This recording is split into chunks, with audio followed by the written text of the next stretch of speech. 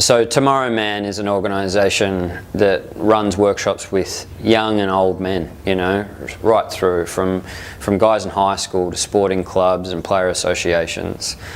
We create environments for young guys to exercise their emotional muscles, and to look at the stereotype that we've been handed down, have the chance to break that down and rewrite the rules that'll keep us as young and older men healthy, you know, and especially the people that we impact, our families as well. The reason that we create these workshops and we need to create these spaces with boys is pretty well known. I think the stats are out there. You know, 1 in 8 Australian men will experience anxiety at any one time. 1 in 5 Australian men will experience depression at any one time. And if you go to the extreme, still the leading cause of death for guys, 15 to 44, is ourselves, you know, taking our own lives. And so you've got to ask yourself questions about that. Are we providing enough? Are we providing an environment for our young men to be able to express themselves before it gets, you know, into an unhealthy stage? And we talk a lot, you know, about sport, you know, and it's completely accepted and applauded for guys to work their emotional muscle, their physical muscle.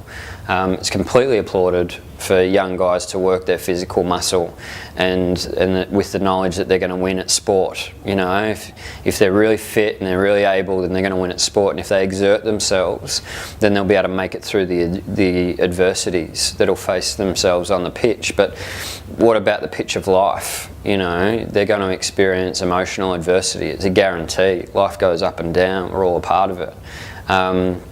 Are we providing environments for our young guys to exercise their emotional muscle, and at times under duress, you know, to have really intensive emotional experiences of what it feels like to, you know, emote and, you know, maybe shed a tear in front of your mates if you're talking that honestly.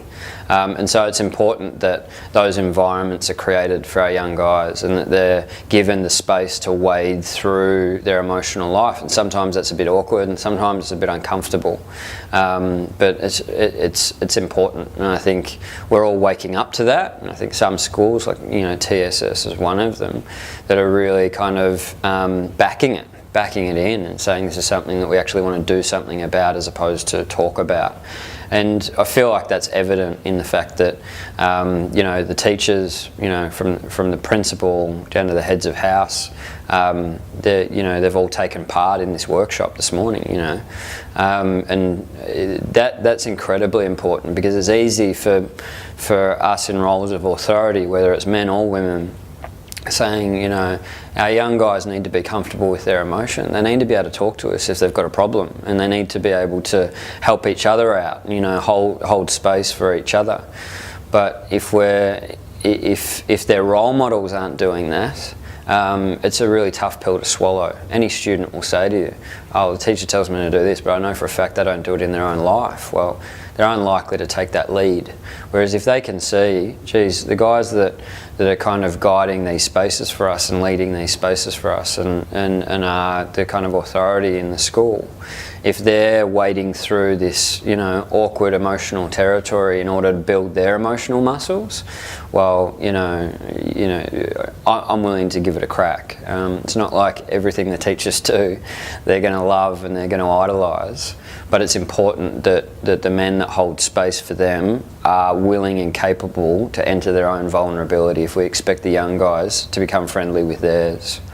And I think in saying that, it's really important to be clear that this is not about making